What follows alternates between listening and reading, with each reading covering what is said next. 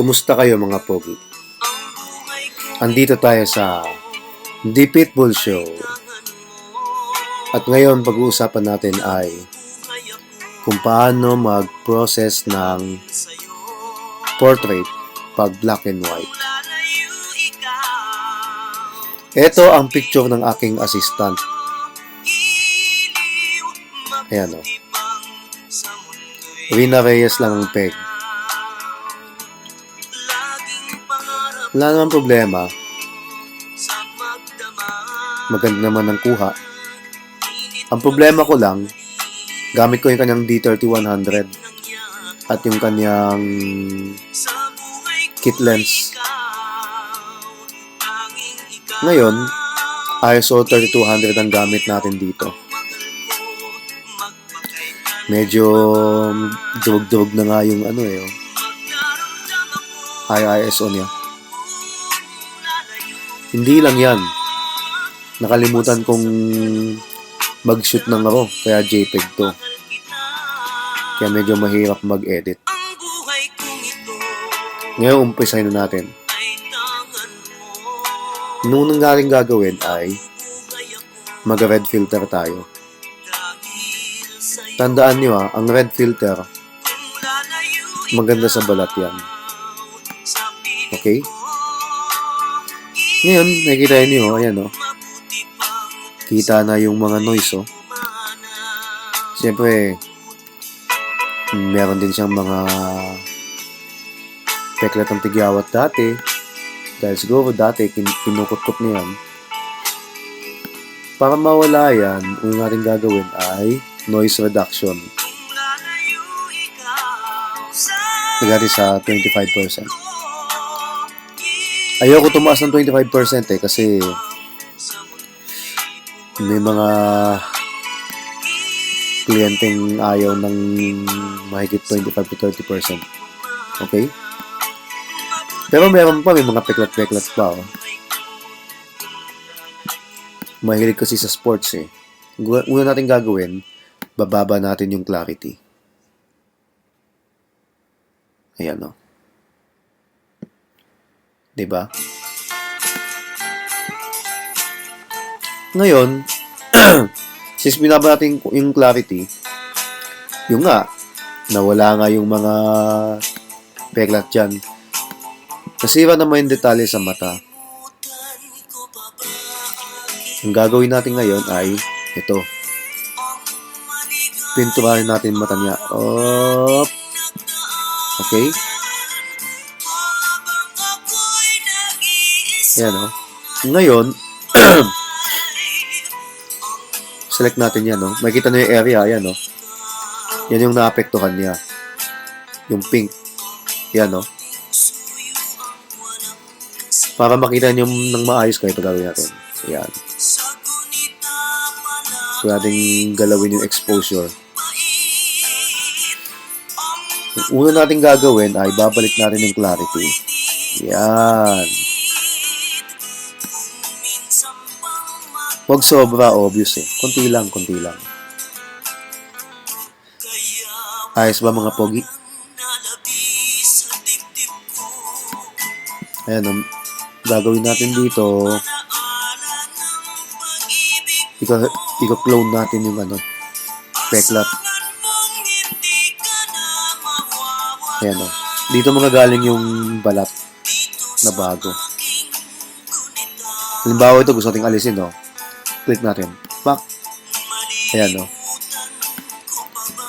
Paglagay sa ilong, ayan, magkakaroon ng detalye ng ilong. Ayan o.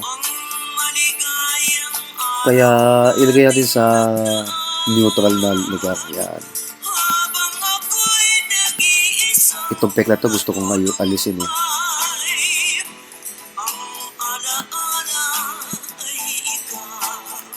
Kunin natin dito kung saan malapit-lapit.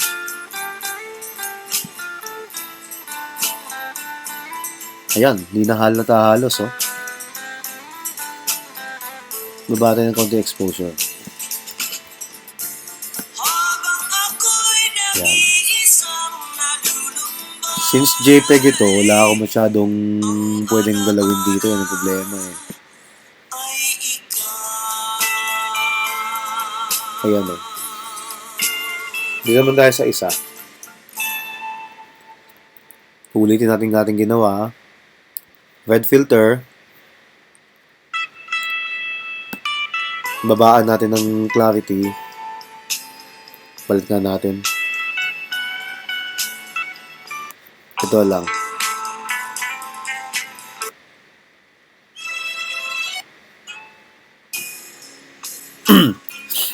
Ayan na. Kung ating gagawin, babaan natin yung clarity. Yan. So, yan o. Nawala yung mga peklat. Mga maliit na peklat. Tapos yung noise na bawasan. Ayan, noise reduction. Ayan. Maganda itong technique na to kapag meron kayong mga chipipay na lens, no? Para mas-simulate nyo kunyari yung ano, bokeh. Ayan. Pagpasensyahan na lang ninyo yung aking boses ngayon, hindi maganda kasi may hay fever ako. Ayan. Check natin. Ayos. Balikan yung clarity. Pak. Sharpness naman. Ayan. Ayos ba mga pogi? Makikita nyo ba ako dyan sa reflection, no? Ito isa pang trick, oh, para magdagdag tayo ng highlight, oh.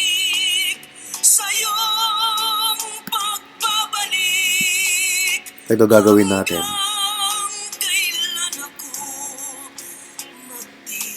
Gagamitin natin ng brush.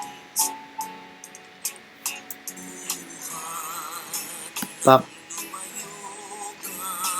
Pak. Dalawa. Ayan, oh. Pero wag sobra. Kunti lang. Pag nagsobra ka, magmumukhang cartoon siya, pangit na. Ayan, oh. Select natin ulit yung dot. Break natin sa pag-ano. Ayan. Kunti lang, kunti lang. Yan, dagdag natin dito sa kabila. Gawa tayo ng bago. Oops. Litan natin yung ano, yung feather. Laki ng feather, eh, oh. Gusto natin medyo hard yung edge nung ano, brush.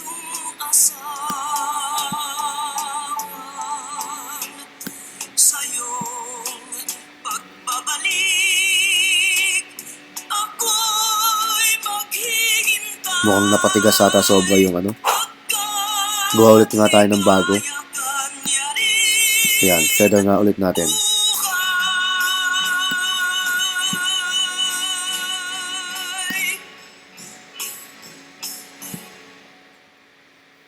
Diba? Pero pangit eh.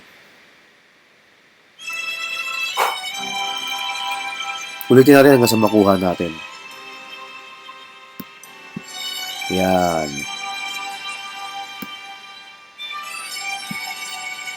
Dapat umukay na to. Kundi mapapahiya ako.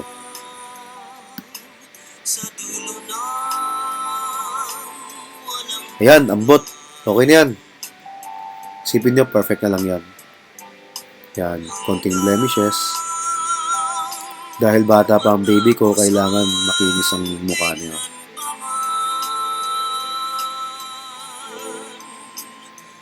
Yan, o.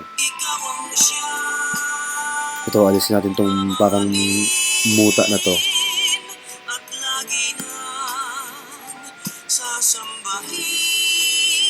Saan pa ba? Ito pa.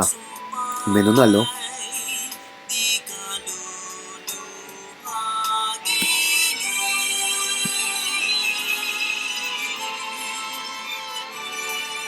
Ito.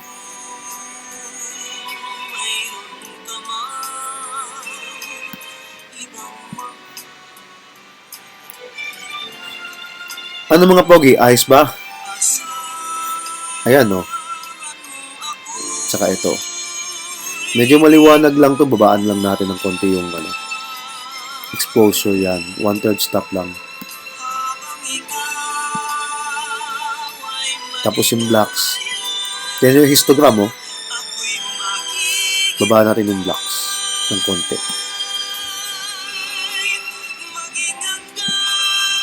Sa ating shadows. At lagyan natin ng vignette. Yan. Ito rin. Yan. Ayos ba mga pogi? Walang kahirap-hirap, oh. Subukan ninyo. Pagandahin ninyo ang misis ninyo ng masundan pa si Bunso.